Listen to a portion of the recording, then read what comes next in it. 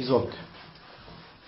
Dragi moji Crnogorci i Crnogorke, bezbožnici, urazumite grešnike i unesite svjetlost u njihova srca, da svi budu Božići, praznici mira, ljubavi, poštenja među pravoslavnim hrišćanima. Jesam ti što napravio? Izvolite. Dragi moji Crnogorci i Crnogorke, pozdravljam vas najljepšim hrišćanskim pozdravljam vas najljepšim, dragi moji Crnogorci i Crnogorke. Čekaj, polako. Staloženo, pogled u kameru. U kameru gledajte. Izvolite. Zato, Crnogorci, pristupite vjeri,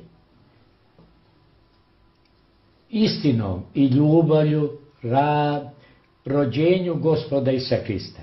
Ispovijedajte svoje grehove Gospodu, a negatori... Ne valja.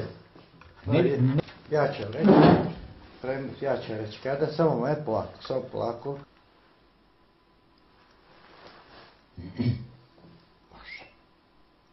U kameru gledajte i krenite.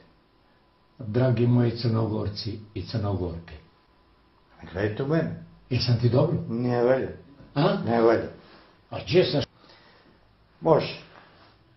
Dragi moji Crnogorci i Crnogorke, sjeća nastupajući praznik Hristovog rođenja.